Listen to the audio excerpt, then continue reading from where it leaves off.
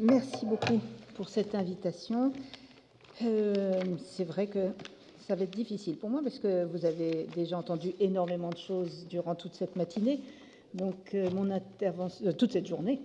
Mon intervention sera peut-être un petit peu comme une synthèse de ce que vous avez entendu. Et finalement, la voix d'une conservatrice de musée après une journée d'architecte, c'est pas mal, je crois. Voilà.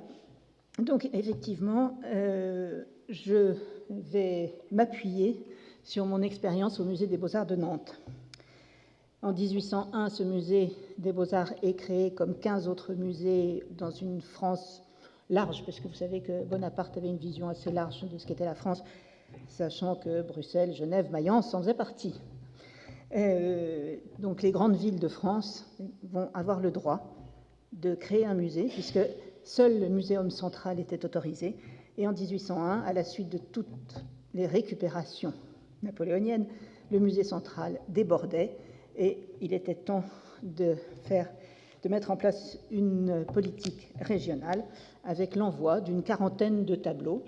Première philosophie muséale, ces musées qui étaient musées de beaux-arts, forcément, recevaient grosso modo 50% de peinture française, 25% de nordique, 25% d'italien. Et les lots étaient tirés au sort. Donc, ça n'avait rien à voir avec les régions dans lesquelles ces lots étaient envoyés. Assez vite, la ville de Nantes va faire une chose assez formidable. C'était la première ville à faire ça. Elle va acheter une collection, la collection Cacot. François Cacot avait négocié pour Bonaparte le Concordat à Rome et revient avec plus de 1000 tableaux que la ville achète. Et c'est ainsi que la grosse collection remarquable de peinture italienne rentre au musée. Mais la ville n'installe pas tout de suite son musée. En fait, les œuvres sont dispersées dans l'hôtel de ville et il faut attendre 1830 pour que la ville crée un vrai musée dans une ancienne halle aux toiles que je vais vous montrer tout à l'heure. Je vais assez vite maintenant. À la suite de ce bâtiment, à la suite de la création de ce bâtiment, les donations vont arriver, le musée va s'enrichir très vite. Plusieurs inspections vont montrer que la halle aux toiles ne suffit plus. Et la ville de Nantes est une des dernières villes à créer un grand musée, un palais des arts, que nous allons voir également, qui va être créé par l'architecte Clément Josso, Grand Prix de Rome. Ça va être sa seule grande œuvre parce qu'il a eu quelques problèmes et ensuite il n'aura plus d'aussi importantes commandes. Puis il faut attendre un peu plus d'un siècle pour que le musée soit rénové, agrandi par un groupe anglais, Stanton Williams, avec qui j'ai effectivement travaillé pendant près de 10 ans. Alors, je voulais vous montrer quand même quelques œuvres, parce que j'ai du mal à ne pas imaginer qu'un musée, c'est avant tout pour la présentation de collections. Et donc, voilà les premiers envois de l'État en 1801. Vous avez Le Pérugin, Guido Reni, Vouet, Bruegel, Rubens, Lafosse. Vous voyez une vision extrêmement large de ce qu'est la peinture, parce que ce sont des musées essentiellement de peinture à cette époque-là. La collection Cacot en 1810, je vous montre que deux œuvres les plus remarquables, parmi les plus remarquables, le Pérugin, mais la tour, par exemple, il faut savoir qu'il y en a 3, qui à l'époque, évidemment, étaient données à des artistes italiens. Il va falloir attendre le début du XXe pour que ces tableaux soient donnés à la tour. Voici le musée Clark de Feltre, qui est donc installé dans la halle aux toiles. Alors, ça me semble important de souligner qu'à cette époque-là, en 1852, il n'y a pas de réserve, bien sûr. Vous avez le conservateur du musée qui habituellement est directeur de l'école des beaux-arts, et vous avez toutes les œuvres qui sont présentées au mur. Donc, c'est un accrochage extrêmement serré, qui n'est pas forcément par école d'ailleurs, c'est plutôt là où on a un peu de place qu'on va mettre les œuvres au fur et à mesure. Là où on a un peu de place, parce que la ville de Nantes avait pris une très bonne habitude en achetant cette collection en 1810, et elle va toujours acheter, mais elle achète à ce moment-là l'art contemporain de son époque. Elle achète de la Croix, du vivant de Delacroix, Ingres, du vivant d'Ingres, puisque Ingres va authentifier Madame de Sénone, qui avait été achetée à Angers, chez un brocanteur. Les descendants de Madame de Sénone considérant que comme elle était roturière, il ne fallait surtout pas garder ce tableau chez soi.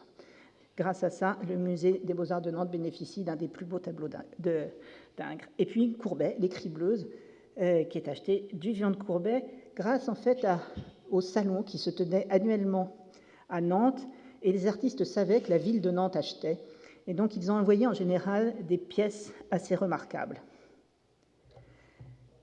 Et puis, fin 19e, la holotoile ne suffit plus. Elle est pleine comme un œuf. Plusieurs inspections soulignent le fait que les conditions de conservation ne sont pas très bonnes. Et donc, je vous disais, la ville de Nantes va décider de construire son palais des arts.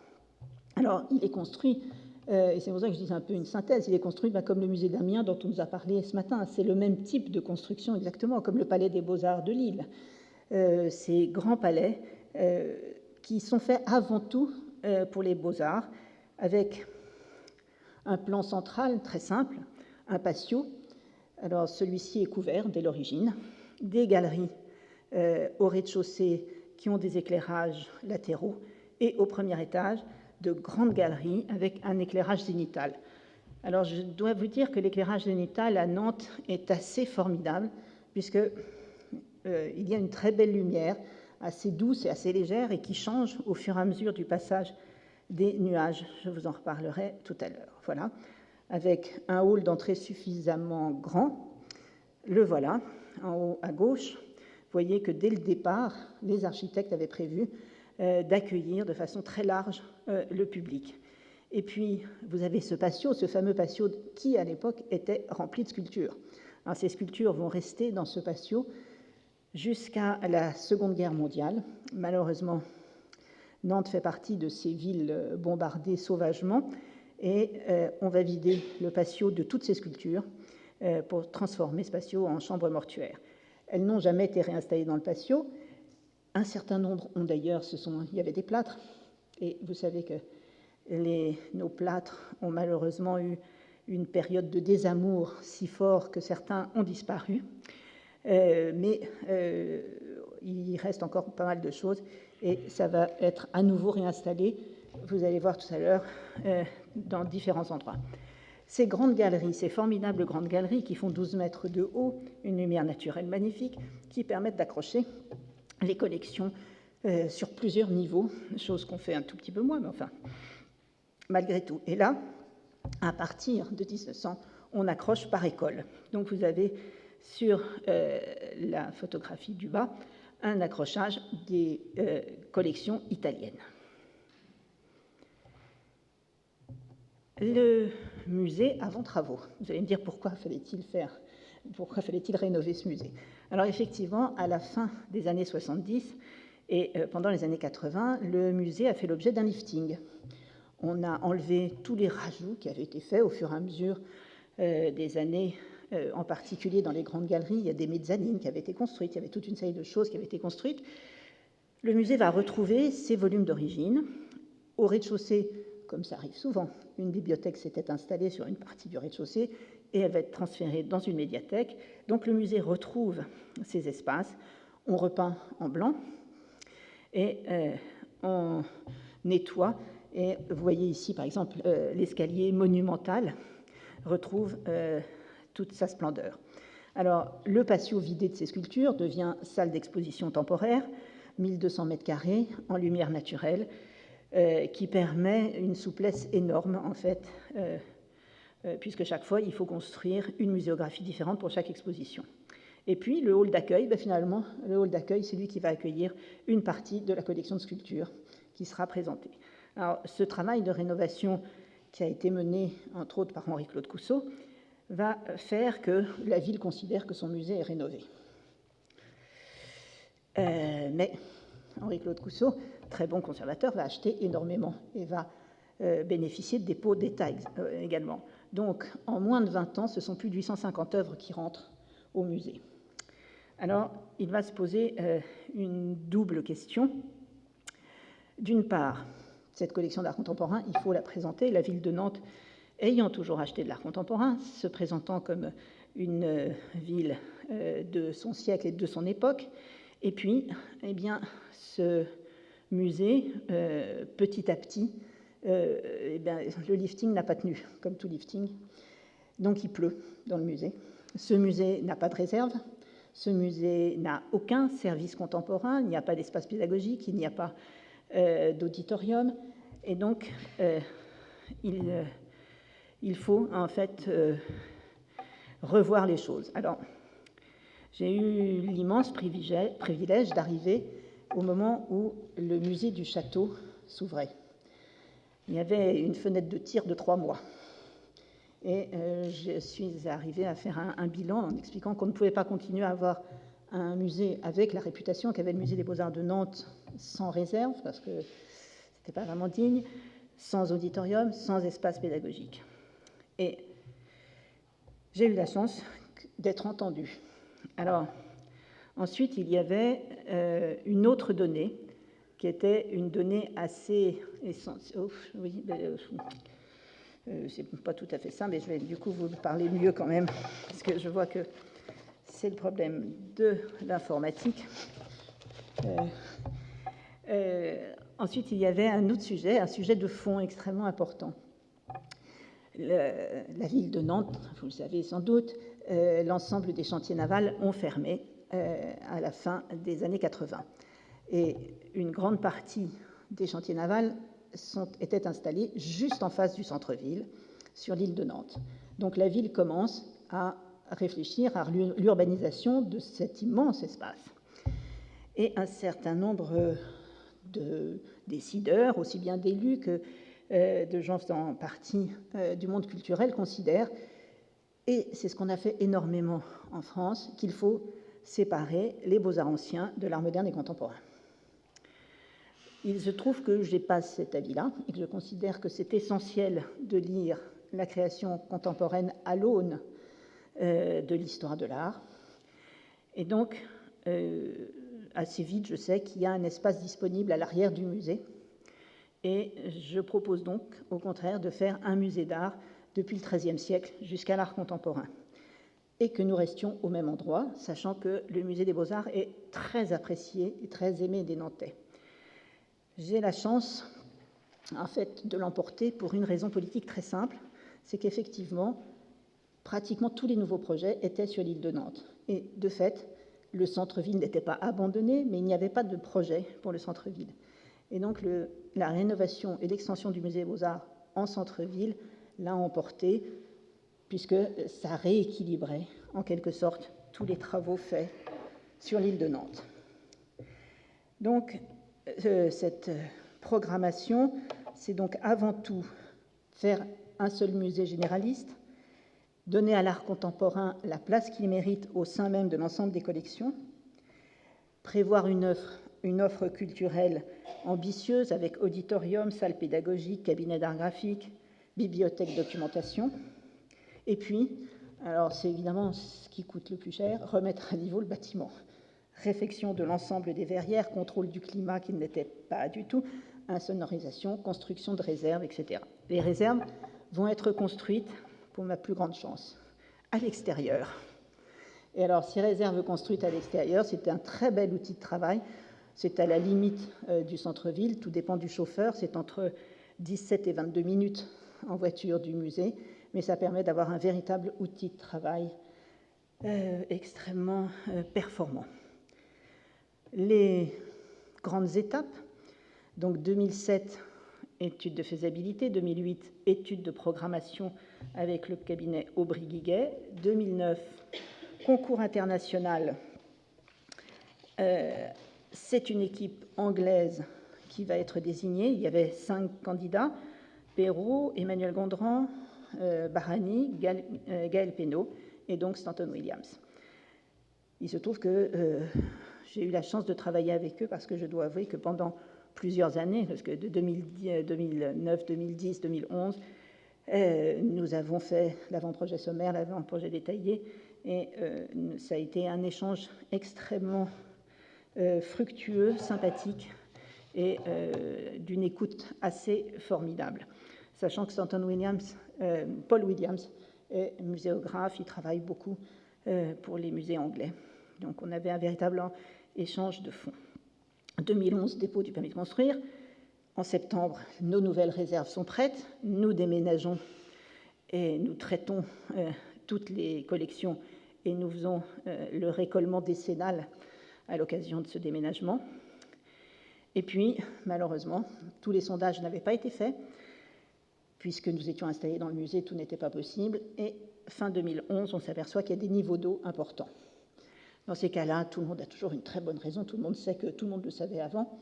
Ce n'est pas tout à fait vrai, parce que nous sommes bien au-dessus de la Loire, et c'est une explication géologique, depuis j'ai fait des progrès en géologie, nous sommes sur du schiste dégradé, et donc il y a des piscines d'eau, aussi simplement que ça. Voilà, donc arrêt du chantier, et alors j'ai oublié de vous préciser qu'il était prévu que ce chantier se fasse en 2 temps. Le premier temps était la construction du bâtiment neuf et les sous-sols, et le deuxième temps, la rénovation du bâtiment ancien.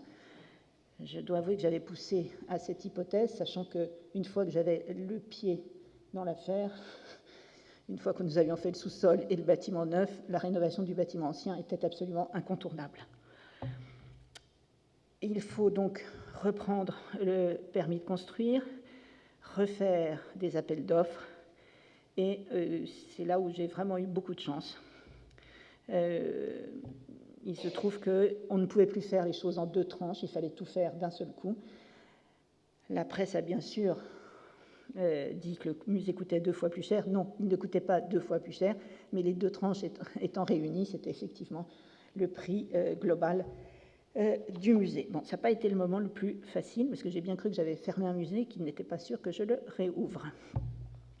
Donc voilà les passages après la décision de tout faire en une seule tranche, pour un total hors taxe travaux, uniquement travaux, parce que si on ajoute tout, c'est bien plus cher, 48,9 millions d'euros, le musée passant de 11 000 m² à 19 000 m², sans compter les réserves et sans compter les bureaux que nous avons été obligés de sortir, puisqu'il y a une partie du sous-sol qui était un sous-sol technique que nous n'avons pas pu faire.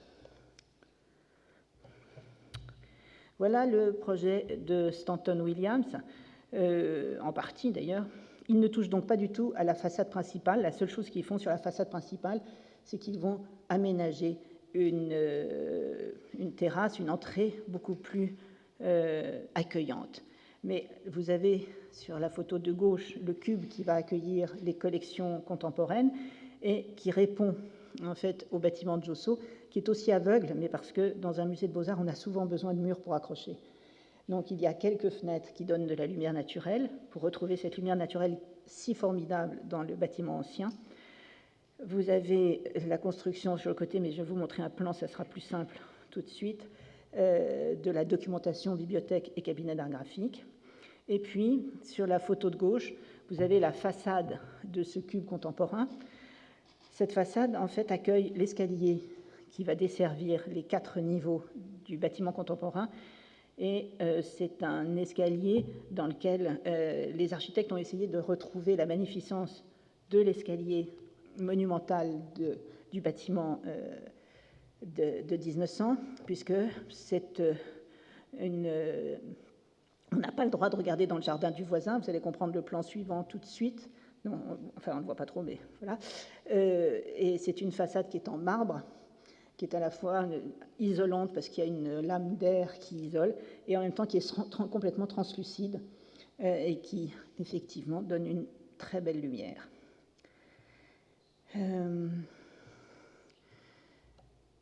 Voilà sur le plan masse.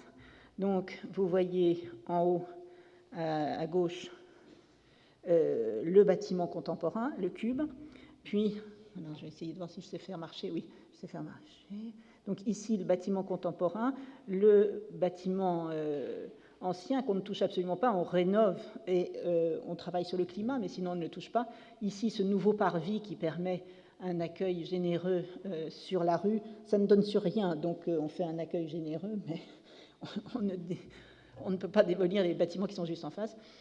Un bâtiment privatif, ici, avec son jardin, ce qui compliquait un petit peu la vie. Et ici, vous allez avoir la documentation au sous-sol et rez-de-chaussée, et puis dans les étages, le cabinet d'art graphique. Donc ici, on retrouve les deux photos avec le dos du cube qui reprend la pierre du musée. Les nouveaux services, et ça c'est une chose qui pour nous a été vraiment, ça va être formidable pour tout le monde parce que jusqu'à présent, et le musée était assez bruyant à cause de ces grandes galeries, nous recevions tous les enfants, quelques 35 000 têtes blondes par an, dans les espaces d'exposition permanente. Et c'est vrai que des ateliers pédagogiques, ça va rendre service à tout le monde. Il y en a 3. L'auditorium. L'auditorium qui est un auditorium plat, parce qu'il doit pouvoir servir à plusieurs choses. D'une part, il peut servir, puisque tous les sièges sont amovibles, il y a 180 places, il peut servir à des performances, mais il peut aussi être installé pour des projections vidéo, puisque le Musée des Beaux-Arts a une grosse collection vidéo. Alors, faire un musée aujourd'hui, c'est une chose compliquée.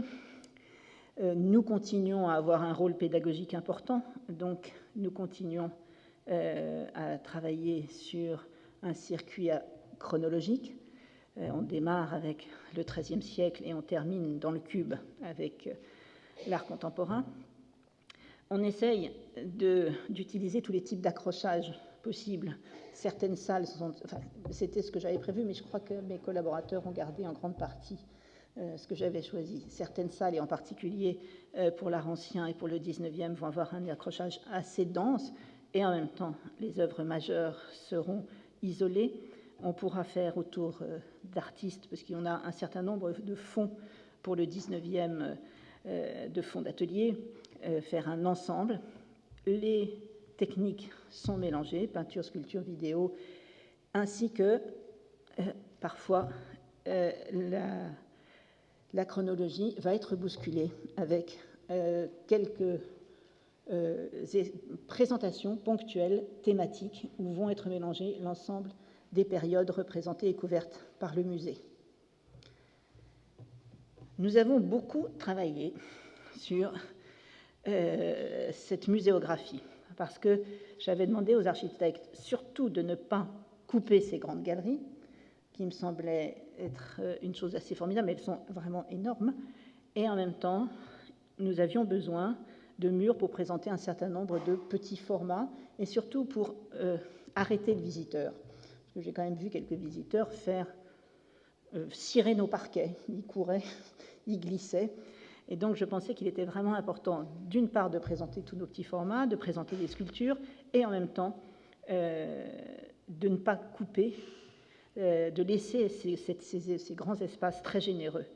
Et donc les architectes ont inventé cette espèce de petit montage, puisque l'ensemble des cimaises de centre de galerie sont démontables et sont modulables.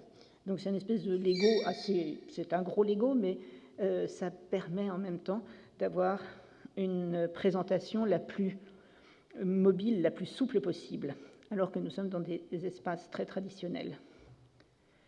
Pour l'art contemporain, les choses étaient plus simples. On n'allait pas présenter de façon chronologique, ça n'avait pas de sens. Donc nous avons repris quelque chose qui est très largement développé aussi bien au Musée national d'art moderne qu'à la Tête moderne à Londres. Nous avons développé chaque niveau par grande thématique, la peinture, les territoires, la mémoire et le corps.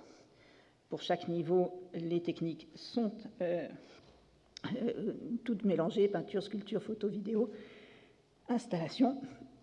Et là aussi, parce que c'était très important qu'on n'ait pas l'impression que l'art contemporain était isolé du reste, et d'ailleurs on a fait très attention au passage des grandes galeries au cube, des œuvres d'époques différentes. C'est ainsi que, par exemple, dans le niveau 2 sur le paysage et la nature, nous avons introduit un certain nombre d'œuvres et du 19e et même du 17e, parce que je crois qu'il y a un Van der Meulen qui était prévu dans l'accrochage. Voilà l'exemple de ce cube contemporain. Ce sont des espaces de 400 mètres carrés où l'ensemble des cimaises sont mobiles. C'était ici simplement un exemple de présentation, parce qu'il nous fallait être sûr que un certain nombre de nos œuvres tenaient. Alors ça, c'est une notion qui me semble très importante quand on dit que les choses ont considérablement évolué. En effet, comme je vous le disais, le musée Clark de Feltre, c'est une collection qu'on accroche et on ne bouge les choses que chaque fois qu'il y a une acquisition.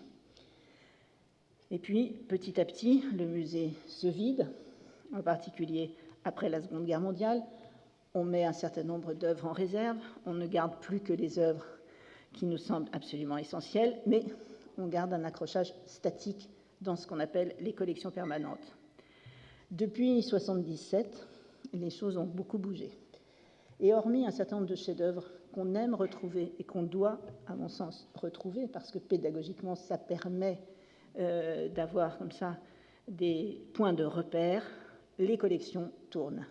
Aussi bien dans des endroits aussi importants que le Centre Pompidou, que par exemple maintenant au musée Picasso, qui applique en permanence cette notion de movement inventé par Francis Ponge, qui montrait à quel point il était important de lire, de relire les collections. On sait très bien, chaque fois que l'on change de voisin à une œuvre d'art, on lui change de son sens. Et donc, c'est aussi une façon de dynamiser en permanence ces collections permanentes. L'événement, et ça c'est très compliqué pour nous conservateurs de musées, est central au milieu des collections permanentes, donc on passe son temps à faire le grand écart entre le permanent et le temporaire. Les accrochages sont de plus en plus thématiques, donc souvent pluridisciplinaires. On essaye donc d'être transchronologique, d'échapper à la sacro-sainte histoire de l'art et de lire assez différemment les collections. C'est ainsi que souvent, aujourd'hui, les musées invitent des artistes contemporains à venir lire et accrocher leurs collections et donc à proposer en fait de nouvelles lectures aux collections. Enfin, j'ai donc quitté fin 2015 le musée des Beaux-Arts de Nantes. Il était presque fini, il restait les poignées de porte à choisir et j'ai considéré que je n'étais pas indispensable pour cette mission. J'ai rejoint le service des musées de France et il y a une mission importante qui a été mise en place à la fin 2016, animée par Jacqueline Edelman, sur les musées du XXIe siècle. Nous avons arpenté la France, rencontré environ 700 acteurs, et nous avons essayé de faire un recensement de toutes les grandes opérations que chaque musée peut faire vis-à-vis de ses collections et de ses publics. Et c'est là qu'on s'est rendu compte du dynamisme de nos musées français, sans forcément beaucoup de moyens, mais avec une implication absolument remarquable des responsables de ces collections.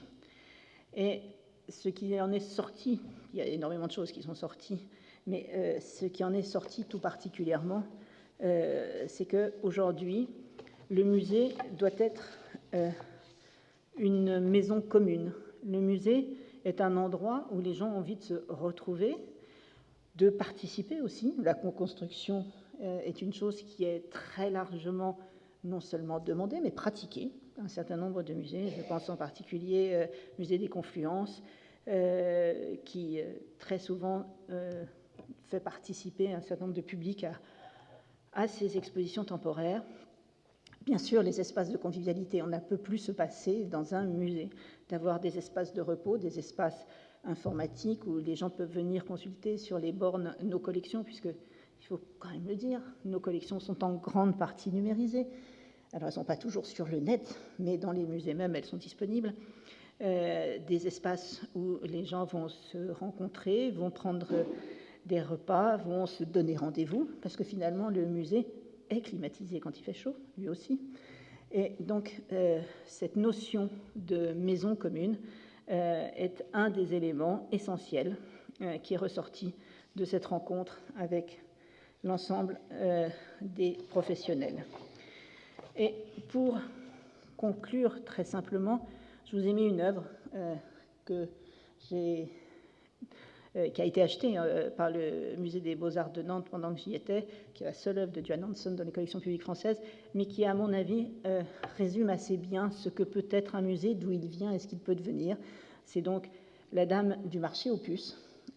Beaucoup de nos œuvres viennent parce que nous avons des concitoyens qui se sont attachés à ces œuvres, qui les ont conservées, et notre rôle est de le transmettre avec le plus, j'ai envie de dire, de convivialité, avec le plus d'études, le plus d'informations qu'on puisse donner, et en même temps, quand on est au marché aux puces, quelquefois c'est le simple coup d'œil qui fait qu'on s'arrête et qu'on a envie de voir une œuvre.